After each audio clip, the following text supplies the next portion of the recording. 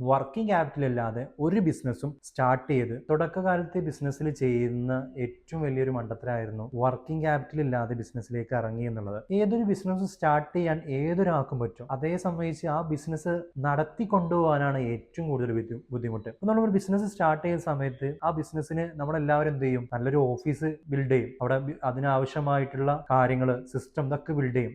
പക്ഷെ ആ ബിസിനസ്സിനകത്ത് ഒരു റണ്ണിങ് ക്യാപിറ്റൽ എന്നൊരു കാര്യമുണ്ട്. കാരണം നമ്മൾ കമ്പനിയിൽ നമുക്ക് വർക്ക് വരണമെങ്കിൽ നമ്മൾ എന്ത് ചെയ്യണം? ആദ്യം പ്രൊമോഷൻസും അഡ്വർടൈസിങ്ങിനും അങ്ങനത്തെ കാര്യങ്ങൾ നമ്മൾ കുറച്ച് സ്പെൻഡ് ചെയ്താലേ നമുക്ക് എന്ത് ചെയ്യുള്ളൂ? എൻക്വയറീസുകൾ കാര്യങ്ങൾ വരുള്ളൂ. അല്ലെങ്കിൽ നമ്മൾ കുറച്ച് ഏതെങ്കിലും ക്ലയന്റിന്റെ അടുത്ത് മീറ്റ് ചെയ്യാൻ പോവുകയും അവരോടൊന്ന് സെയിൽസും കാര്യങ്ങളും കിട്ടണം. അതിനുള്ള ഒരു ഫണ്ട് അറ്റ്ലീസ്റ്റ് ആ ഒരു മാസം വാടക കൊടുക്കാനും സ്റ്റാഫിന് നമുക്ക് സാലറി കൊടുക്കാനുള്ള ക്യാഷെങ്കിലും കയ്യിൽ വെച്ചിട്ട് വേണം ഏതൊരാളും ബിസിനസ് സ്റ്റാർട്ട് ചെയ്യാൻ പാടുള്ളൂ എന്ന് ഞാൻ പറയുള്ളൂ. അതിൽ നിന്നും മനസ്സിലാക്കിയ ഏറ്റവും വലിയൊരു പാഠം എന്ന് പറയുന്നത് വർക്കിംഗ് ക്യാപിറ്റൽ ഇല്ലാതെ ഒരു ബിസിനസ്സും സ്റ്റാർട്ട് ചെയ്ത് ഏതൊരാൾക്കും സീറോ ഇൻവെസ്റ്റ്മെന്റിൽ ബിസിനസ് സ്റ്റാർട്ട് ചെയ്യാൻ പറ്റും. പക്ഷേ അത് നടത്തി കൊണ്ടുപോകുക എന്നുള്ളത് വളരെയേറെ ബുദ്ധിമുട്ടാണെന്നുള്ള പാഠമാണ് എനിക്കിതിലൂടെ മനസ്സിലായിട്ടുള്ളത്.